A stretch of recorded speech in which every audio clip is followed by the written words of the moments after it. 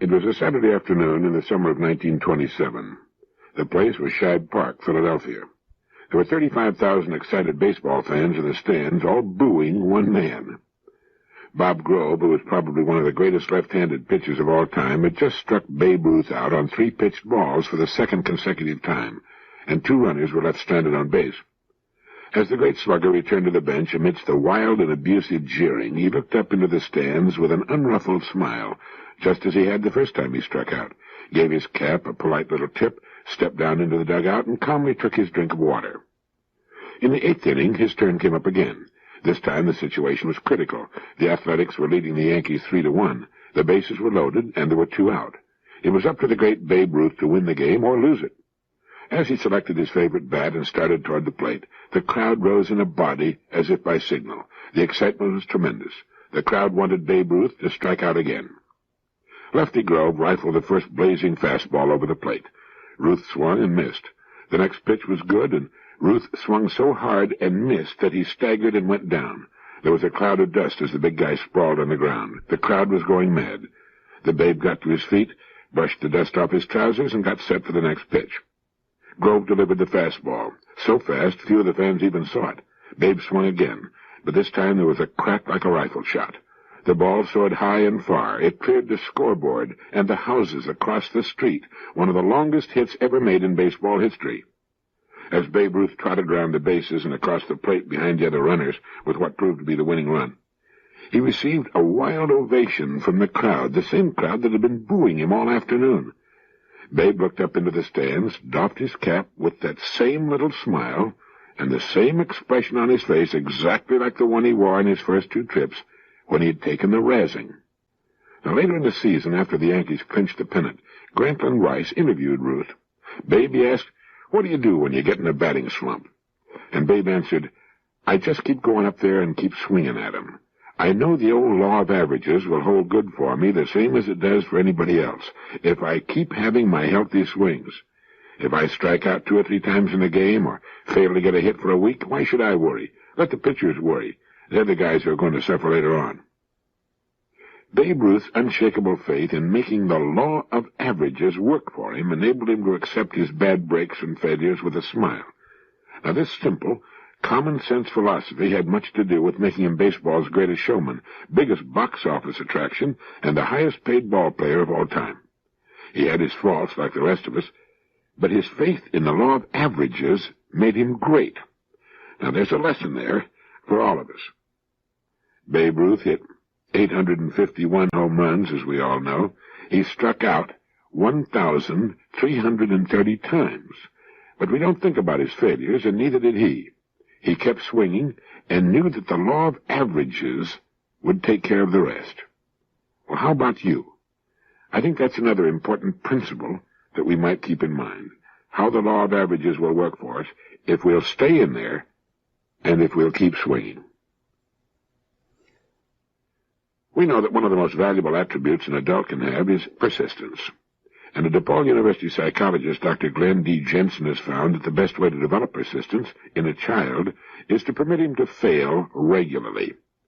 When we see a young child trying to do something and finding it difficult, and realizing how simply we can help him finish what he's trying to do, we have an almost overwhelming impulse to give him a hand. If we do this too often, it can be a mistake. In the tests conducted by Dr. Jensen, youngsters aged 3 to 9 years were tested in a room equipped with levers and knobs. They learn after a few minutes that twisting one of them will produce marbles, which will be exchanged for pennies. Now, some of the children are purposely spoiled, get marbles every time they twist the knobs. Others get marbles only after a number of knob twists. Then Jensen cuts off the marbles entirely and begins measuring the children's persistence. Now, white rats also are used in the experiments. The psychologist divides the white rats into 2 groups, those to be spoiled with kindness and those to be disappointed. Now, those to be spoiled are placed in a small cell with a single bar, which, when pressed, produces a tiny pellet of food. The second group finds it harder to come by. The first time they press the bar, it produces, but the next pellet comes only after 5 presses. Then this is raised by geometric progression to 10, 20, 40, 80, and 160. The graphs show that the spoiled rats lose heart quickly when they discover that they will not get food each time. But the frequently disappointed rats keep at it. It seems that the reaction of the children is just about the same as that of the rats, which all goes to prove, what you probably knew already, that a life full of rewards is less a spur to sticking with the job than if it's interlaced with disappointment. When asked if young humans act like laboratory animals in these tests, the university said the answer seems to be yes. So it would appear then that the wise mother or father is not the one who says, "Here, let me help you with that," but instead understands the importance of failure. Failure keeps us trying. Easy success tends to cause us to give up the first time that we're faced with a job that takes persistence. Now, this is probably why the most popular sports and games are those most difficult to master. This must be why millions of men go back to golf each year, knowing that it's one of the most difficult games to get good at. The same would apply to the universal popularity of tennis, bridge, marriage, politics, and statesmanship. But the purpose in my mentioning these tests with youngsters and white rats, if you can forget the invidious comparison, is that we need to fail if we're to develop persistence. And maybe we shouldn't be so quick to give the kids a hand when they find themselves stumped on a problem. A bright, personable young man had been offered the opportunity to work for a highly successful, well-established manufacturing company. He saw the personnel director, talked with other officers of the company, and finally requested an interview with the company's president and chairman of the board. And this is how the president himself tells the story of what happened. The young man said he was considering an offer to join our company. He wanted to be certain he was making the right lifetime choice, and he felt he had a right to research this question right up to the chairman of the board. He was intelligent, ambitious, and appeared to have good potential for growth.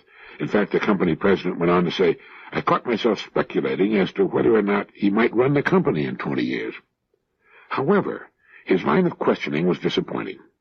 It suggested that his goal was personal security and not opportunity. He was interested not in our problems and probable growth, but in our rate of employee turnover, in our fringe benefits, and in our pension plan, to a point where it became apparent to me that he wanted to spend his working days in an atmosphere of maximum personal security, and not in a dynamic environment of exploiting our opportunities. I felt I had an obligation to place this matter in focus, and he appeared shocked when I told him that I was sure he could not find security in our company, because I'd been looking for it for some time and couldn't find it myself. I told him that it was frequently necessary for us to make major strategic decisions with respect to product, key personnel, pricing, expansion, and the like, and that despite our excellent staff, our sound product position, and our financial strength, a major error could relegate all of our personal security programs to the ash can. I reminded him, for example, that products can be obsoleted by research and invention, conducted in some remote basement in the world, which would have the effect of rendering unnecessary our plants, facilities, personnel, even management. I also reminded him that this not only could happen, but has happened many times. I told him that there was no absolute security in our company or any other company, except that which our personnel collectively earned from day to day and from year to year, and that furthermore there was no absolute security for him in our company unless he remained competitive in his work until the day of his retirement. And finally, I suggested that in planning his life work, that he place major emphasis on exploiting opportunities for growth, with their attendant successes and failures, rather than on personal security in and of itself. Well, unfortunately, he behaved like the young man reported in the Gospel who asked the Lord what he might do to gain eternal life. When he heard the answer, and considering it too hard, he silently went away. Morbid emphasis on personal security generates a certain myopia, a dedication to the status quo, resistance to change, and the rejection of opportunities for personal growth with their associated risks and rewards because there might be a finite chance to fail. And he closed with this thought: I've learned over the years that preoccupation with security breeds insecurity, and that security, like happiness, most often eludes those who pursue it the most. Paradoxically, security most often comes to him who in life assumes the risks of insecurity. The other day in a taxi, I felt amusing about the story A Connecticut Yankee. Maybe you're old enough to remember the movie with Will Rogers. In the story, he's struck by lightning or some such thing and finds himself magically transported back in time to the days of King Arthur and his Knights of the Round Table. And I began trying to think of something I could teach the people if the same thing happened to me. And it poses an interesting question. If you were suddenly transported back in time, say 1,000 years, what could you teach the thinking people of that time? You would know So much that they still hadn't dreamed of: the airplane, an automobile, electricity and a telephone, printing, gunpowder, atomic energy, the steam engine, the propeller. If you were taken back to the year 1000 A.D., what could you teach them? For one thing, it'll make you realize how little you really know. However, if you could manage to keep from being burned as a sorcerer, the wise men of the time would make pilgrimages to see you and ask thousands of questions. You would be the most famous person on earth and the most celebrated. You'd be 400 years ahead of Gutenberg in his discovery of movable type and printing, 600 years ahead of Galileo, 500 years ahead of Columbus. But with all of your knowledge of our modern world and its thousands of wonders, what could you show them how to do?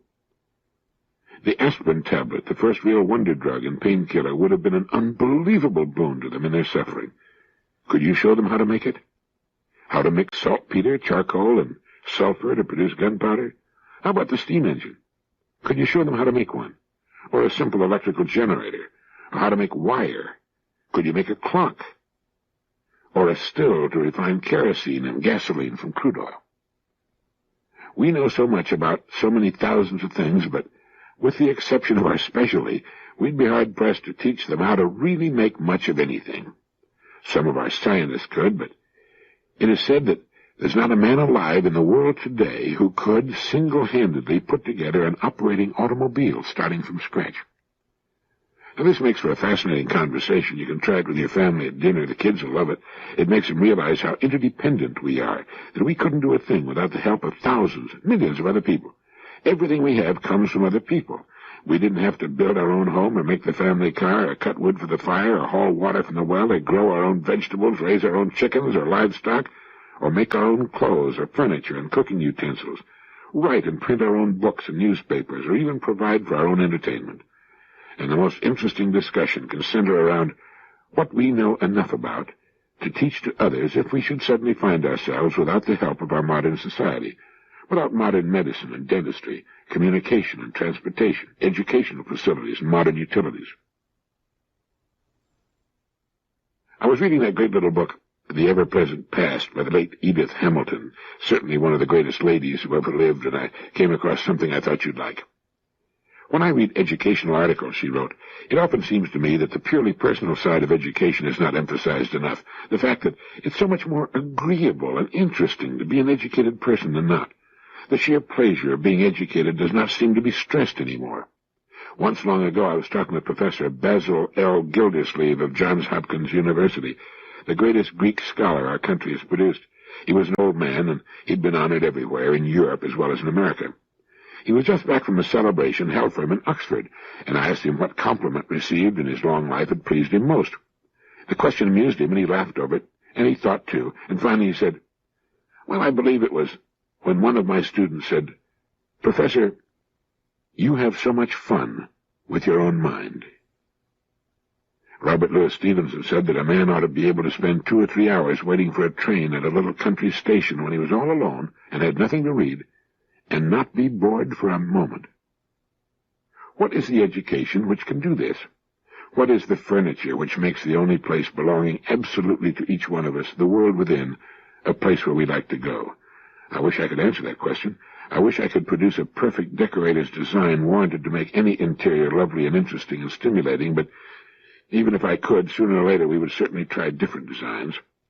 My point is only that while we must and should change the furniture, we ought to throw away old furniture very cautiously. It may turn out to be irreplaceable.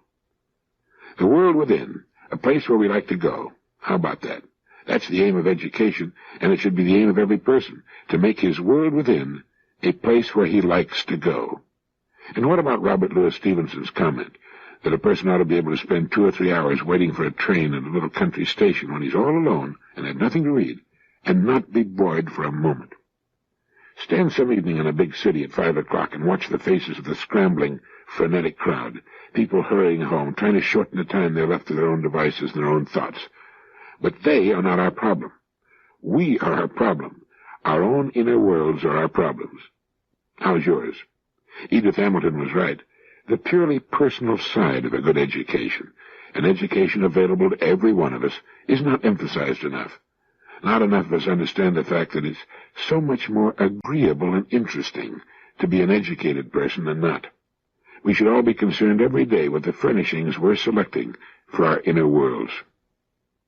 A poet hundreds of years before Plato said, "Before the gates of excellence, the high gods have placed sweat. Long is the road thereto, and steep and rough at the first, but when the height is won, then there is ease." My old friend Dr. L.D. Pankey of Coral Gables, Florida, recently returned from a trip through the Orient. All the time he and Betty were abroad, they kept me up to date on their travels with the unique and interesting newsletter they send back to their stay-at-home friends whenever they're traveling, which is, well, for a couple of months every year. I received a letter from him the other day asking me when I was going to come down to Florida and join him in some bone fishing in the Keys. In answering his letter, I remembered something that had happened in his office many years ago that had made a deep impression on me. I was looking at a picture of one of the classes that he conducts each year for men of his profession from all over the world, and in studying the photograph, I realized that I was seeing some of the same faces I'd seen in other photographs of earlier classes he'd held. So I said, "I noticed many of the same people took your course this year who took it a year ago. What did you teach this year that you didn't teach last year?" And his reply surprised me. He said, "Nothing. I teach the same thing every year, not only in this country but abroad as well. Oh, I add to it each year as I learn new things, but basically it's the same course every year." Well, I was amazed. "Do you mean you teach the same things to the same people all over again?" "That's right," he answered. And seeing my surprise, he laughed and asked me a question that stopped me completely. He said, "When you find your golf game isn't as good as you'd like it to be, or suddenly find the ball isn't going where you want it to go, and you can't put your finger on what's wrong, what do you do?" I told him, "Well, I go back to the pro for some lessons." And he said, "That's right. And what does he teach you? Does he teach you something new about the game, something you didn't know at some time before? Or does he merely remind you once again of the basic fundamentals, which, if you'll but be guided by them, will result in your getting the kind of score you'll be happy with?" Well, he had me, and it made me remember the old saying that we need reminding as much as we need educating. That's why these principles are so important. It applies to becoming good at anything. It's as important to living successfully as it is to playing a satisfactory game of golf or practicing medicine or dentistry. We need to be reminded from time to time, and the more regularly the better, of the basics, the fundamentals upon which everything else is built. The good home may look different from all the other homes on the street, but its foundation followed the rules for any good foundation, and so did its construction. Do it right the first time, and it'll stand for as long as we need it. If we build our lives and what we do during our days on truth and justice, we'll build the kind of lives we can be proud of, that will take us to the goals we seek in good time without worry or frustration. But we do need reminding. You might remember that bit about the golf pro. He doesn't teach you anything new, but he reminds you of some of the basics you've forgotten and helps you rid yourself of some bad habits. No matter what it is a person does, if he does it too long without a break of some kind, he's apt to get off the track. He loses his objectivity. Experts in various fields have been in them so long they forget what they're trying to do. This is why the book written by the learned professor is often written to win the approval of other learned professors.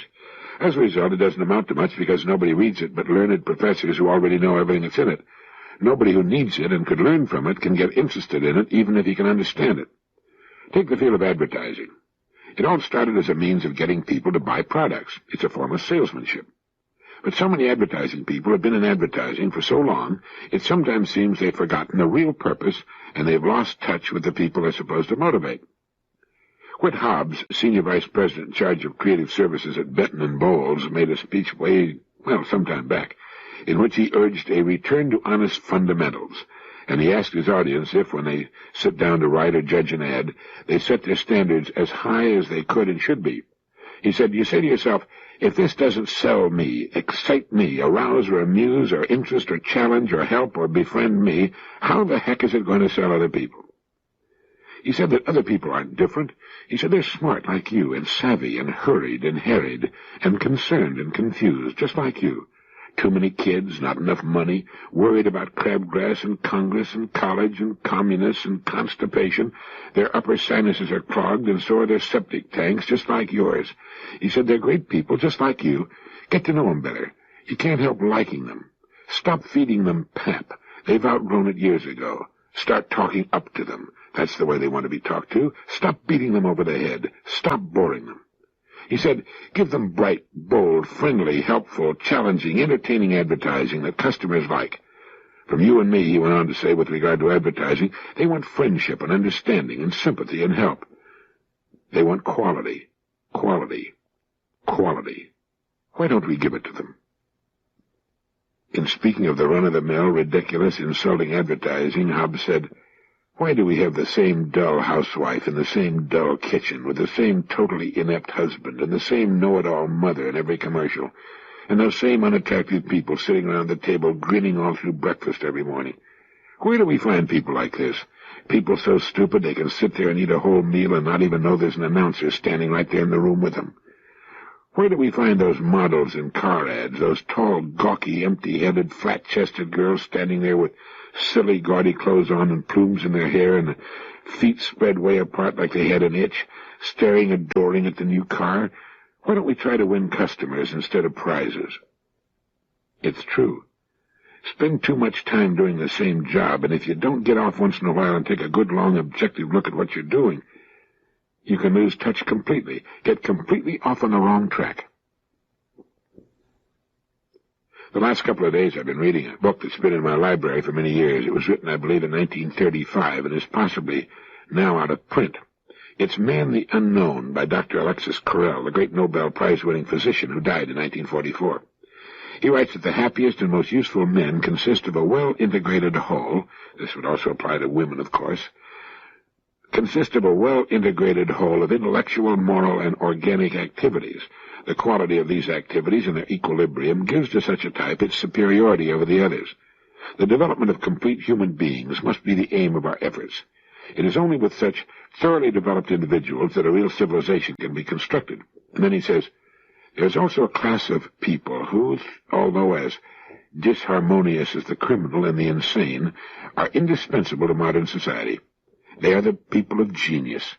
They are characterized by a monstrous growth of some of their psychological activities. A great artist, a great scientist, a great philosopher is rarely a great man. He is generally a man of common type, with one side overdeveloped. Genius can be compared to a tumor growing upon a normal organism. And these ill-balanced beings are often unhappy, but they give to the entire community the benefit of their mighty impulses. Their disharmony results in the progress of civilization. Humanity has never gained anything from the efforts of the crowd.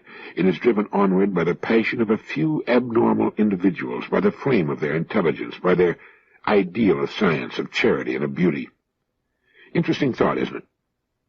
The happiest and most useful people consist of a well-integrated whole. These are those beautifully balanced people with good or even fine minds, great interests in a wide variety of pursuits, who are, as a result, seldom bored, seldom depressed. They look out toward the world in its infinite variety of interesting and exciting ideas and events. They seldom look inward upon themselves, but when they do, they're quite happy with what they find. Now, this is not to say that the well-balanced person cannot be a genius. Many are. Dr. Carrel's men of genius, characterized by a monstrous growth of some overpowering and consuming and, as a result, overbalancing talent, are more than just geniuses. He's writing about the great artists, the great scientists, and the great philosophers who appear on the world stage so rarely. In these people, it seems that all the strength-giving alloys have been withheld, leaving only the rare and pure single metal of their makeup. And while they shine like the rare stars they are because of their purity, they suffer terribly from their lack of wholeness. Whenever they step off the one substance that gives meaning to their lives, they must fall into the chasm caused by their lack of footing in every other direction. But while I'm sure they suffer, they must also know a corresponding joy and elation at times, far above anything enjoyed by their well-balanced and generally happier brothers. And they do drive humanity onward. The development of complete human beings must be the aim of our efforts, and a good place to begin is with ourselves. And it's good to go back sometimes to the old books in our old libraries. Mr. Frederick C. Decker, publisher of Printers, Inc., gave some wonderful advice in his fine magazine some time back to all of us who are engaged in business, to all humans, in fact, who work. It appeared in his editorial called A Publisher's View and was titled, Why Are You in Business? And it goes like this. If someone abruptly asks you, why is your company in business, what would you say, and how long would it take you to say it? Unless you're different from many people I know, your first reaction to such a question is apt to be a near total loss of words, and your second one is just as apt to be a series of attempted answers that you will reject one by one as either wholly inadequate or so involved that you will want to withdraw them until you can sharpen them up. If you don't believe this, assume I'm asking you right now why your company is in business, and then sit back and see how fast you can produce an answer with which you're thoroughly satisfied. A marketing manager and his agency account executive got together just the other day to see if they could agree on some basic approaches to their next year's advertising campaigns. After several hours of putting a lot of divergent ideas on the table, they suddenly realized they had no simple, common base from which to start. Then the marketing manager said, "What is my company really trying to do in this world?" A good many hours later, they had an answer they were both sure was right, and they had boiled it down into easily understandable words. And now, they tell me, they're off and running with more ideas for next year than they know what to do with. For the first time, they both have a clear idea of what they basically have to sell. The bigger and more diverse your company becomes, the tougher it is to remember that once upon a time it had a very simple reason for going into business. Yet that simple reason is the cornerstone of its growth and success, and the bigger your company is today, the sounder that reason undoubtedly was. Thus, there really isn't any substitute for making sure you know why your company is in business. And once you do know and have clarified your thinking so you can tell anybody why, you'll be pleasantly surprised how much easier it is to advertise your company's products, convincingly and well. Why is your company in business? If you're sure you know and can say why clearly and memorably, sit right down and write an advertisement for any product your company makes. I almost guarantee you'll be very pleased with the results. Thank you, Mr. Decker. Well said as usual. You know, this is really all we need from time to time. A reminder to turn to basic fundamentals, to our beginnings. Think how clean and stripped of absurdity and circumlocution this kind of thinking could make the ads we see and hear. Think how honestly this sort of thinking could cause the ad to strike the eye and the ear. I think Mr. Decker's editorial should be tacked to the wall over the desk of every copywriter and probably every company president. You know, Emerson said one time, they use the superlative of grammar, most perfect, most exquisite, most horrible, not perceiving that superlatives are diminutives and weaken, that the positive is the sinew of speech, the superlative, the fat. This morning in a taxi on my way to the office, I experienced a curious sensation. For no particular reason, I saw myself in the great city in which I live in relation to future time. As the skyscraper in which I have my offices came into view, I pictured its location 5,000 years from now, after the entire city will have been torn down and rebuilt, perhaps 50 times or more. I saw myself and the teeming thousands on the street as ancients living in a distant and barbaric past, as we will appear in the ancient history books, if they still use books 5,000 years from now. I saw us as we are today, as the ancient Greeks and Romans and Egyptians must have seen themselves just a short 2,000 or so years ago. Surely the Egyptians of 5,000 years ago felt that their society had reached its virtual peak. The Great Pyramid of Cheops was built more than 2,500 years before the birth of Christ. The speeding automobiles, trains, and airplanes in which we ride today will be as rude and ludicrous to our progeny 5,000 years from now as the chariots of the ancients appear to us today. World War II will be as primitive and distant, and to them as ridiculous, as the conquering invaders from Anatolia and the rise of Mycenae, as the legends of Homer are to us today. As we study the Bronze Age, their children and historians will study us, the Atomic Age. They'll shake their heads and smile and look with horror and unbelief upon our antics, our inhumanity, and they'll marvel at our ingenuity, too. Einstein will be as famous then as Archimedes, Copernicus, Galileo, and Newton are to us. They'll still read about Thomas Edison and Benjamin Franklin and Abraham Lincoln as we read about Plato and Julius Caesar and Alexander. But try to project yourself forward in time 5,000 years, and from that lofty vantage point look back at us here today. With the miracle of your mind, get in your own time machine and move ahead 50 centuries, and try to visualize our world as it will be then. Lean back in your easy chair of the year, let's round it out, the year 7000, and from that place in time view your present problems. Look at the way you're doing things, the way you're raising the kids and doing your job. Look at the petty problems that beset you now, the things you're worrying about today. They'll have a tendency to fade right out. And while you're at it, try to imagine what the schools will be like, the homes and clothes. Will men still work, or will machines do all the work while men amuse themselves? Who will win the pennant in the American League in the year 7000? Or will baseball be extinct along with the hydrogen bomb, a means of warfare inconceivable to men and women 5,000 years from now, as ridiculous and primitive as throwing rocks, as cruel and inhuman a death as by burning at the stake, or being drawn and quartered, or broken on the rack, or impaled. Take a ride to 5,000 years from now and think about it. It's free. By getting 5,000 years ahead of your present problems, they have a way of shrinking in size, don't they? You might also get some good money-making ideas. Thank you.